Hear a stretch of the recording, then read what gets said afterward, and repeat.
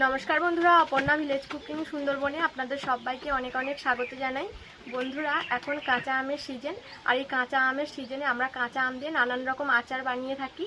তো আজকে আমি খুব সহজ পদ্ধতিতে কোনো রকম রোদে দেওয়া ঝামেলা ছাড়াই কাঁচা আমের ঝুরি আচার বানিয়ে দেখাবো। এই আচারের রেসিপিটা আপনারা প্রথম থেকে শেষ পর্যন্ত দেখতে থাকুন, আশা করি আপনাদের সবারই খুব ভালো লাগবে। তো এখন আচার বানানো শুরু করব। আচার বানানোর জন্য এখানে আমি 4টে বড় সাইজের কাঁচা আম নিয়েছি। তো প্রথমে এই আমগুলোর খোসা ভালো করে ছাড়িয়ে নেব।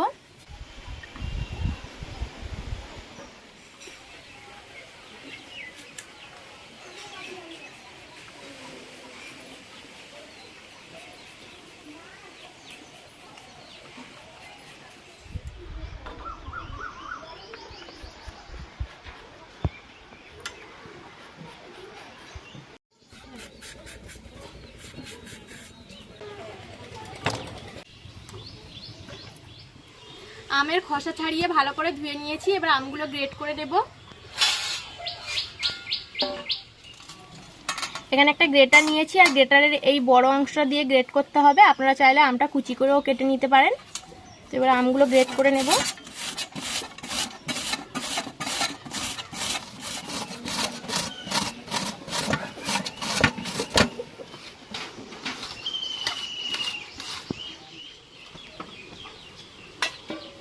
সব আমগুলো গ্রেট করে নিয়েছি।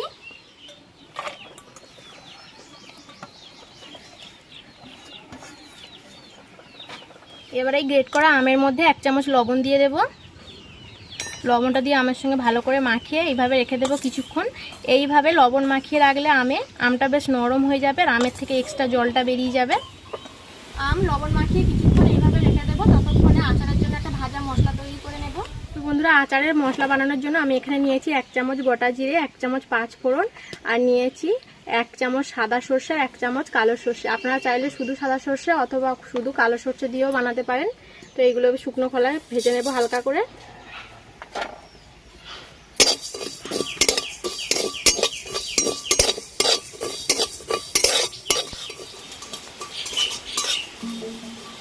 মশলা হালকা করে ভেজে নিয়েছি, এবার নামিয়ে নেব। এবার এই ভাজা মশলা গুঁড়ো করে নেব।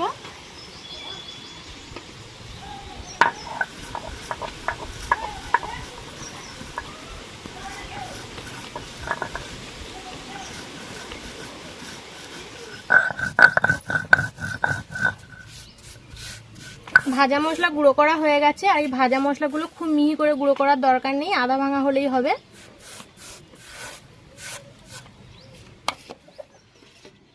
তো দেখুন বন্ধুরা, আমি লবণ মাখিয়ে রেখেছিলাম, আর আমের থেকে কতটা জল বেরিয়েছে। তো আমি এই জল খুব ভালো করে ঝরিয়ে নেব। একটা কাপড় নিয়েছি, কাপড়ের মধ্যে আমগুলো দিয়ে দেব।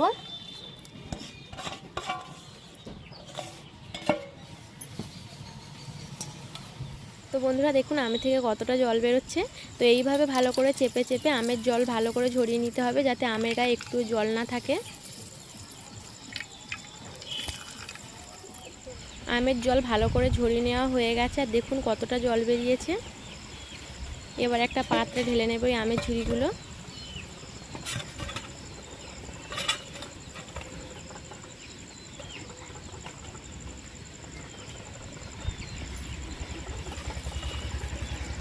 এবার এই জল ঝরানো আমের মধ্যে দিয়ে দেবো 1 চামচ থেতো করা রসুন, 1/2 চামচ লঙ্কার গুঁড়ো, 1/2 চামচ হলুদ গুঁড়ো, আর দিয়ে দেবো আগে থেকে যে ভাজা মশলাটা গুঁড়ো করে রেখে দিয়েছিলাম। এবার সব কিছু মশলা আমের সঙ্গে খুব ভালো করে মিশিয়ে নিতে হবে।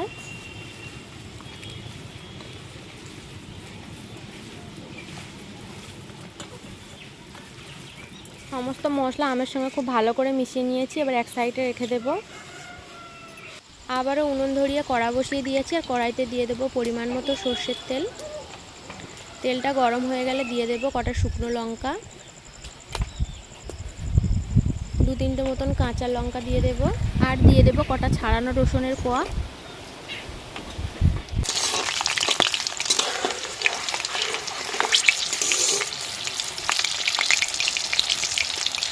শুকনো লঙ্কা আর রসুন ভাজা হয়ে গেছে। এবার উনুন থেকে কড়াটা নামিয়ে নেব।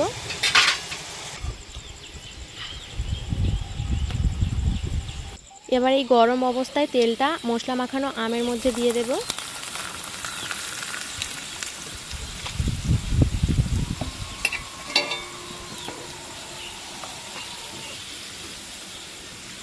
তো বন্ধুরা, কাঁচা আমের ঝুরি আচার একদম রেডি হয়ে গেছে। আর দেখে নিশ্চয়ই বুঝতে পারছেন কতটা সুন্দর হয়েছে।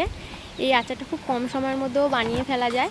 এবার এই আচারটা ঠান্ডা করে একটা পরিষ্কার কাচের জারের মধ্যে রেখে আপনারা সারা বছর সংরক্ষণ করে রাখতে পারবেন।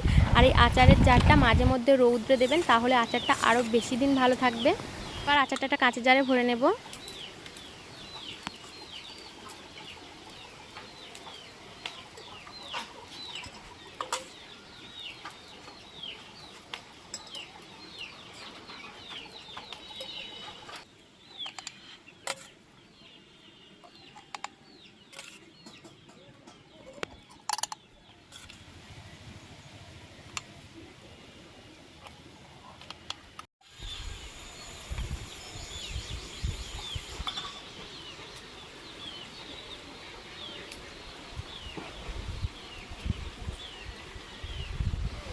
আচার একটা কাচের জারের মধ্যে ভরে নিয়েছি, আর কিছুটা আচার আছে, আর একটা কাচের জারের মধ্যে ভরে নেব।